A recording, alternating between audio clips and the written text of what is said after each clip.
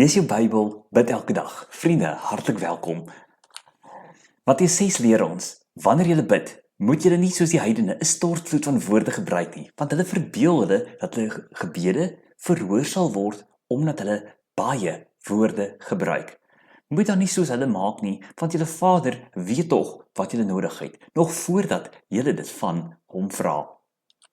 So moet julle dan bid. Ons Vader wat in die hemel is, laat u naam geheilig word. Laat u koninkryk kom. Laat u wil geskied op die aarde, net soos in die hemel. Gee ons vandag ons daaglikse brood en vergeef ons ons oortredings, soos ons ook die vergewe wat teen ons oortree. En laat ons nie in die versoeking kom nie, maar verlos ons van die bose. As julle ander mense hulle oortredinge vergewe, sal julle hemelse Vader julle ook vergewe. Maar as julle ander mense nie vergewe nie, dan sal julle hemelse Vader julle ook nie vergewe nie. Ons lees vanoggend net tot sover. So, ter inleiding wil ek graag jou verwys na die volgende artikel wat 10 jaar gelede in die koerant verskyn het. Artikel wat my baie gehelp het om iets van gebed beter te verstaan wat een van my professors op universiteit geskryf het in die koerant. Die opskrif van hierdie artikel was, wat help dit 'n mens bid dan? Die artikel vertel van mense wat op vakansie gegaan het en voordat hulle vertrek het, het hulle saam met mekaar gebid dat hulle veilig hulle bestemming sal bereik. En die omgekeerde het gebeur. Die bestuurder van die motor het gesterf. Miskien laat dit dan die vraag by jou ook. So, wat help dit 'n mens bid dan? Maar ek wil vanoggend vir jou begin deur vir jou te vra, hoe lyk jou prentjie van gebed? As jy vir jouself sou moes antwoord, hoe sal jy vir iemand anders verduidelik wat is gebed? Miskien is een van die 4 prentjies wat ek vanoggend vir jou gaan wys ook jou prentjie van gebed. Die eerste prentjie van gebed, hoe mense baie keer oor gebed dink, gebed is dalk vir mense soos 'n spaarband agter in hulle bagasieruim. So hulle weet hy's daar en wanneer hulle dit nodig het, sal hulle dit uithaal en gebruik om hulle te oorbrug. Miskien is gebed vir jou soos 'n noodoproep. Wanneer ek in die nood is, dan weet ek daar's die nommer op my telefoon, ek kan daardie nommer skakel en daar sal hulp vir my ontbied kan word. Miskien is gebed vir jou soos 'n inkopieslys, wat jy maar net al jou behoeftes na God toe bring. Miskien is gebed vir jou soos 'n spaarsleutel, wanneer joune weg is, kan jy op hierdie sleutel reken om jou te help. Jy sien, wat is die beperkings van gebed wanneer ek en jy dit so sou verbeeld, soos een van hierdie 4 prentjies dit uitgebeeld het? Dis beperk wanneer ek dink gebed gaan oor my behoefte, my ervaring, my voorsiening, met my gebed as die manier hoe ek so uitkoms kan bepaal of manipuleer in my guns. Dan het ek verseker 'n groot, verwronge idee oor gebed. So waar begin ek dan om te verstaan hoe om my verstaan van gebed te wysig? Gebed maak sin wanneer ek verstaan, dit gaan nie oor my nie, maar oor God. Dit gaan nie oor die een wat bid nie, maar die een tot wie daar gebid word. Jesus leer ons dieselfde refrein wanneer ons bid. Jesus leer ons om ons gebed te begin deur die een tot wie ons bid aan te spreek. Hy leer ons hoe om hom aan te spreek as ons Vader. Jesus se Vader kan ook ons Vader wees. Ongeag jou ervaring van 'n aardse vader, het jy bevoorreg was om 'n liefdevolle, betrokke pa te hê. Of miskien was jy nie so gelukkig nie en het jy die ervaring van 'n onbetrokke afsydige Pa gehad. Ongeag, kom gee Jesus vir jou 'n nuwe beeld, een wat groter en beter as enige aardse vader is. En hy sê, maar God is jou Vader. En as jy dit verstaan, wie God as jou Vader is, kan dit die betekenis van gebed vir jou kom oopsluit. Want gebed maak sin wanneer ek oortuig is dat God my Vader is en ek sy kind is. Daarom praat ek in gebed met God aangesien ek oortuig is dat ons Vader my hoor, dat ons Vader my ken, dat ons Vader my nooi om met hom te praat. As gebed primêr oor God gaan, hoe verander dit dan die manier hoe jy bid? Ek sien God raak wanneer ek bid. Ek sien sy heiligheid, sy koninkryk en sy wil raak. Ons Vader, wie is hy? Hy is die heilige, hy is die koning en hy is die een wat volgens sy almagtige, alwetende wil regeer. Maar dit hoor ek ook in die gebed van Jesus, in die woorde wat hy my leer om te bid, hoe dit daar weer klink. Laat u naam geheilig word, laat u koninkryk kom, laat u wil geskied, net soos in die hemel, so ook hier op die aarde. Deur Jesus se woorde trek hy dan vir my en jou die gordyne oop, want nou sien ons God ons Vader in die hemel, deur ons geloofsoë. En ons rig ons oë, ons verplaas ons oë dan weg van die stik en seer en die gebrokenheid op aarde en ons rig ons oë dan op God se heiligheid, sy koninkryk en sy wil. Ons rig ons oë op ons Vader in die hemel. So wanneer ek bid soos Jesus my leer, kom buig ek voor God se heiligheid, sy koninkryk en sy wil met my hele lewe.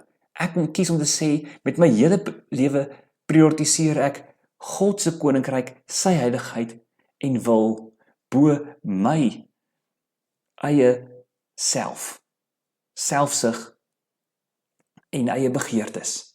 Ek lê dit af, want ek kies God se wil, sy koninkryk en sy wil, soos hy my leer om te bid.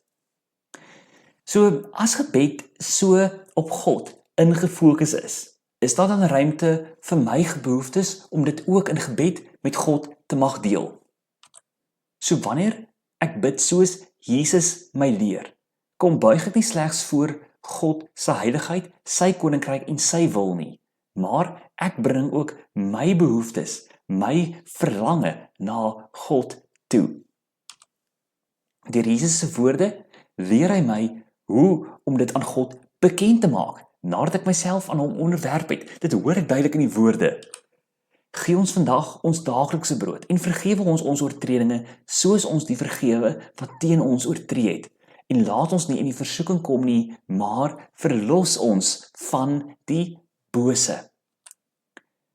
So, wanneer ek bid soos Jesus my leer, mag ek my behoefte aan voorsiening, vergifnis en beskerming aan God bekend maak. Voorsiening vir wat ek daagliks nodig het, vergifnis van my sonde, beskerming van die bose. Ek maak dit bekend aan God met die oortuiging, die verwagting, die sekere wete dat my God, my Vader, my hoor. So om gebed te verstaan, moet ek en jy egter die kruis van Jesus verstaan.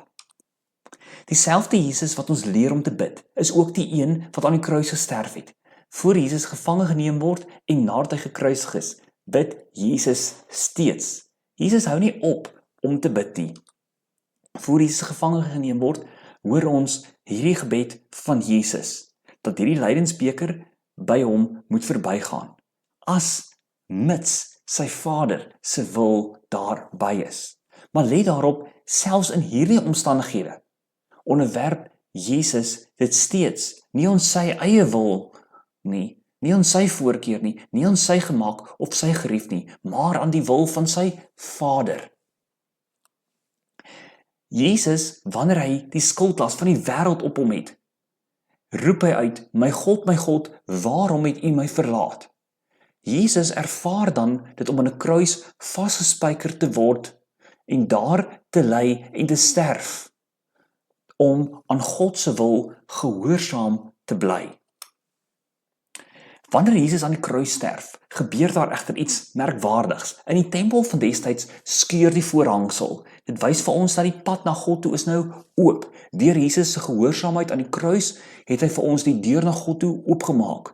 Die pad na God toe vir ons gewys.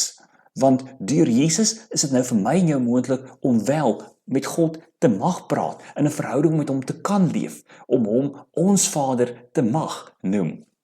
Wanneer ek die kruis en die verlossing van Jesus verstaan, dan breek dit vir my oop hoekom Jesus my leer dat God dan nie net slegs sy Vader is nie, maar ook my Vader is, en hoekom hy my dan nooi om met hom te praat.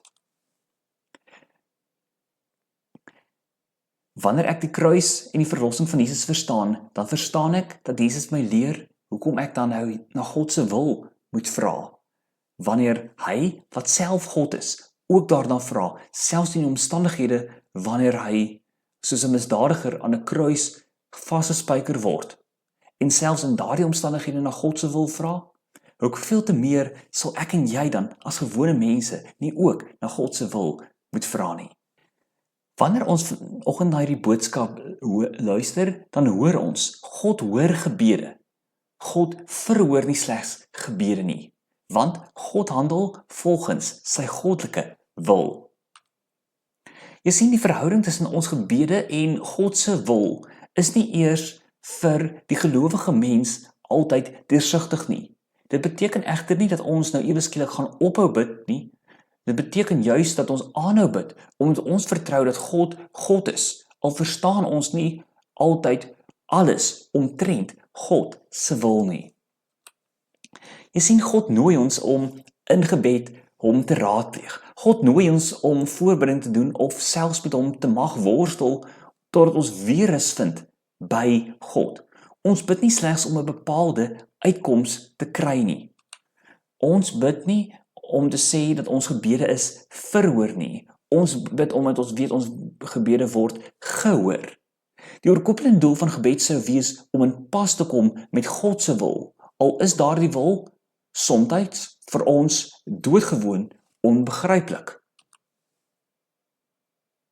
So, miskien voel jy soos die artikel in die koerant se opskrif vanoggend. Wat help dit ek bid dan? Jy sien, wanneer ons die karakter van God leer ken uit die Bybel, kom onderstreep dit vir ons dat God in beheer is. Dit maak ons opgewonde om te mag bid, wanneer ek glo dat God my ken, dat God my gebed hoor, dat God my woorde ontvang. Ware geloof in God ons Vader is nie 'n waarborg dat ek vrygestel gaan wees van die aardse lewe van stikken, seer, gebrokenheid, siekte, onreg of kommer nie, maar geloof bevestig die versekering dat God by my is, deur Jesus in sy gees. Deur gebed kom erken ek dat ek iets in God se hande en by sy voete nou kom neerplaas. Ons opdrag is om deur gebed by God teenwoordig te wees in die krag van die Gees met die verlange om al meer soos Jesus Christus te word, ongeag. Met gebed is ek dus nie besig om 'n bepaalde uitkoms te manipuleer nie, maar om danksy Jesus wat vir my die deur na God toe kom oopmaak het, my vertroue in die karakter van God te plaas, ongeag die voorkeur uitkoms wat ek mag hê. Weet ek, my vertroue is in die karakter van God, en daarom bid ek tot hom, nie om my uitkoms te manipuleer nie. Ten slotte,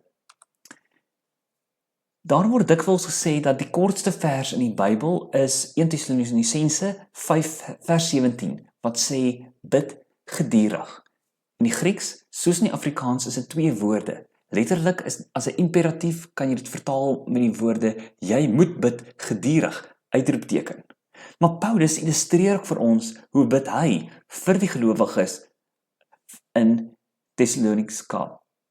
Die eerste brief wat Paulus geskryf het, die eerste geskrif in ons Nuwe Testament wat tot stand gekom het, bevat ook 'n gebed.